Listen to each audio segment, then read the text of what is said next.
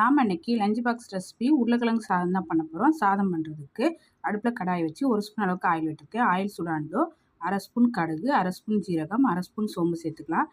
ஒரு துண்டு பட்டை, கிராம்பு, ஏலக்காய், ஒரு பிரியாணி இலையில சேர்த்து நல்லா கலந்து விட்டுடலாம். ஒரு பெரிய வெங்காயத்தை பொடியை கட் பண்ணி போட்டு வதக்கி விட்டுடலாம். கொஞ்சமாக கருவேப்பிலை சேர்த்து நல்லா வதக்கிடலாம். வெங்காயம் நல்லா வதங்கினதும் இதோட 1 ஸ்பூன் அளவுக்கு இஞ்சி பூண்டு பேஸ்ட் சேர்த்து நல்லா வதக்கி விட்டுடலாம். இப்போ 2 உருளைக்கிழங்க கட் பண்ணி வச்சுருக்கிறேன். அது கூடயே கொஞ்சமாக உப்பும் சேர்த்து நல்லா கலந்து விட்டு மூடி போட்டு ஒரு 5 நிமிஷம் நல்லா வேக வச்சிடலாம். இப்போ ஒரு 5 நிமிஷமாக உருளைக்கிழங்கு நல்லா வெந்துடுச்சு. இப்போ இது கூட 1/4 ஸ்பூன் அளவுக்கு மஞ்சள் தூள், 1/2 ஸ்பூன் மிளகாய்த்தூள், 1/2 ஸ்பூன் கரம் மசாலா தூள் எல்லாம் சேர்த்து நல்லா கலந்து விட்டு ஒரு 3 நிமிஷத்துக்கு நல்லா வேக வச்சிடலாம். ஒரு 3 நிமிஷமாக நல்லா வெந்துடுச்சு. இப்போ இது கூட வேக வச்ச சாதம் சேர்த்துக்கலாம். கொஞ்சமாக மல்லி இலை எல்லாம் சேர்த்து நல்லா கலந்து விட்டுடலாம். நல்லா கலந்து விட்டாச்சு. ரொம்ப டேஸ்ட்டான உருளைக்கிழங்கு சாதம் ரெடி ஆயிடுச்சு. இந்த மாதிரி செஞ்சு பிள்ளைங்களுக்கு கொடுத்து விடுங்க. ரொம்ப விரும்பி சாப்பிடுவாங்க.